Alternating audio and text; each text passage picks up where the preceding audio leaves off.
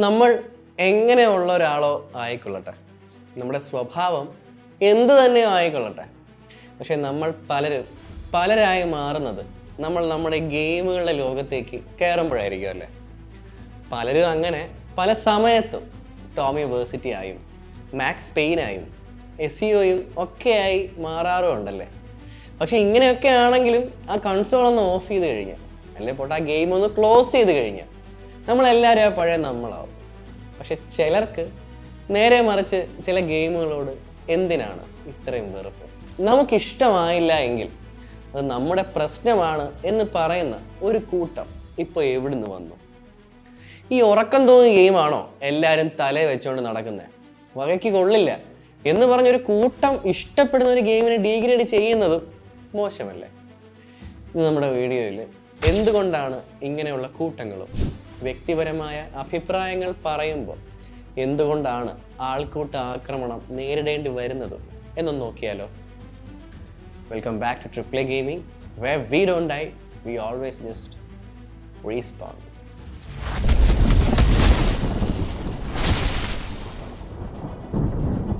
നമ്മളിൽ ചിലർക്ക് ആ ഫിഫയിലെ ആ ലാസ്റ്റ് മിനിറ്റ് ഗോൾ അങ്ങോട്ട് അലക്കി കയറ്റാനാണ് ഇഷ്ടം.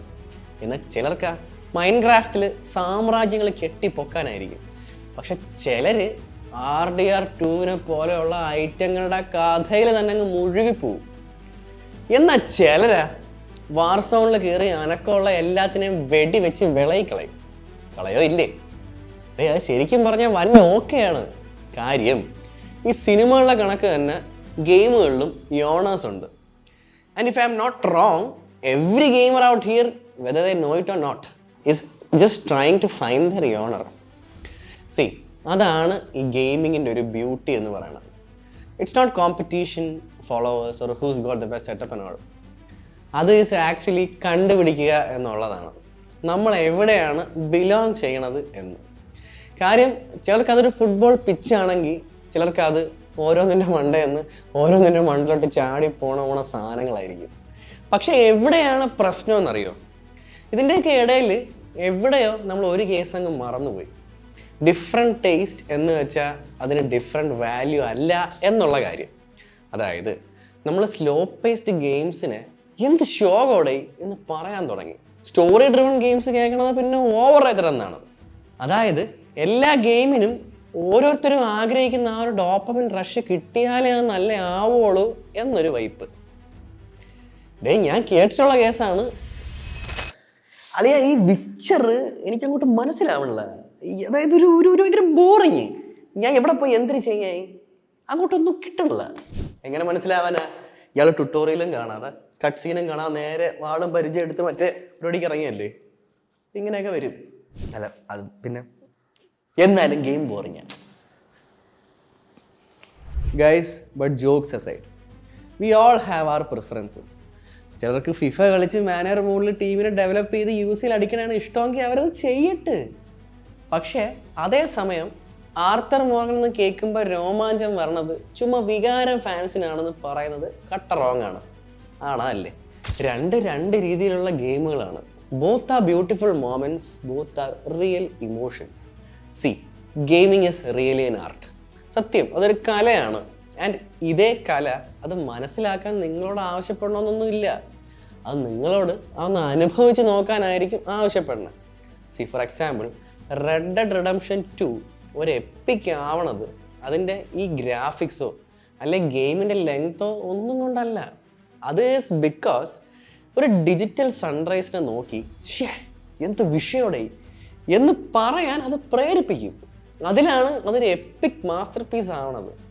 അതേസമയം വേറൊരിടത്ത്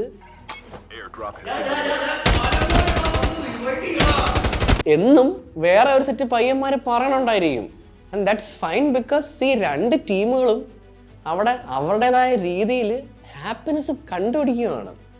C, the truth is we all are explorers. ചിലർ മാപ്പ് എക്സ്പ്ലോർ ചെയ്യും, അതേസമയം ചിലർ ഇമോഷൻ എക്സ്പ്ലോർ ചെയ്യും. ചിലർ കിൽസ് ചേസ് ചെയ്യുമ്പം ചിലർ സ്റ്റോറീസ് ചേസ് ചെയ്യും.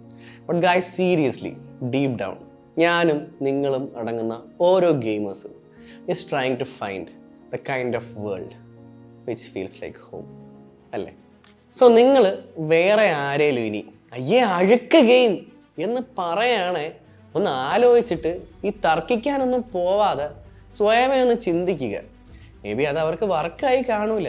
കാര്യം സിനിമയൊക്കെ കണക്ക് തന്നെ എല്ലാ ഗെയിംസും എല്ലാവർക്കും ഇഷ്ടപ്പെടണം എന്നൊന്നും ഇല്ല. കാര്യം ചിലപ്പോൾ നിങ്ങൾക്ക് ഈ സ്ലോ ബേണിങ് സ്റ്റോറി ടെല്ലിങ് ഇഷ്ടപ്പെടില്ലായിരിക്കും. But that's okay. നിങ്ങൾക്ക് ഷൂട്ടിംഗ് ഗെയിംസും ഇഷ്ടപ്പെടില്ലായിരിക്കും. അതും ഓക്കെയാണ്. But that doesn't mean the game is bad. It's just means that it's not yours. ഇങ്ങനെ പറയുമ്പോഴും ചില ടീമുകളുണ്ട്, അയ്യേ നിനക്ക് ഈ ഗെയിം ഇഷ്ടമോ, നിനക്ക് വട്ടാടാ, അയ്യേ അനിയ നിനക്ക് ഈ ഗെയിം ഇഷ്ടപ്പെട്ടില്ലേ വേണ്ട, ഇത് ഞാൻ ഇഷ്ടപ്പെട്ടോട്ട്. സോ ഗൈസ്, ഗെയിമിംഗ് എന്ന് വെച്ചാൽ അതാണ്. Not a platform for hate, not a platform for competition, പക്ഷേ a space where billions of people find joy in different worlds. And in the end ഏത് യോണറാണ് കിടിലം എന്നുള്ളതിനൊന്നും ഒരു കാര്യമില്ല. നമ്മുടെ യോണർ ഏതാണെന്ന് കണ്ടുപിടിക്കുന്നതിലാണ് കാര്യം. കാരണം ഈ മഹത്വം അളക്കുന്നത് പോപ്പുലാരിറ്റി കൊണ്ടോ ഹൈപ്പ് കൊണ്ടോ ഒന്നുമല്ല. ആ ഗെയിം നിങ്ങളുമായിട്ട് എത്രത്തോളം ആഴത്തിൽ കണക്ട് ചെയ്യപ്പെടുന്നു എന്നുള്ളതിലാണ്. And at that moment when a game makes you feel something real, that's where the magic lives. So guys, അത്രേ ഉള്ളൂ. This is Arjun Kalathra reminding you one thing: play what you love, love what you play. And എല്ലാ ലോകങ്ങളും ഒരുപോലെ ബഹുമാനിക്കുക, even the ones that aren't yours. So ഞാൻ എപ്പോഴും പറയാറുള്ള പോലെ ഞാനിവിടെ തന്നെ കാണും. Because we are gamers. നമ്മൾ അങ്ങനെ ഇങ്ങനെയൊന്നും ചാവൂല. We just respond.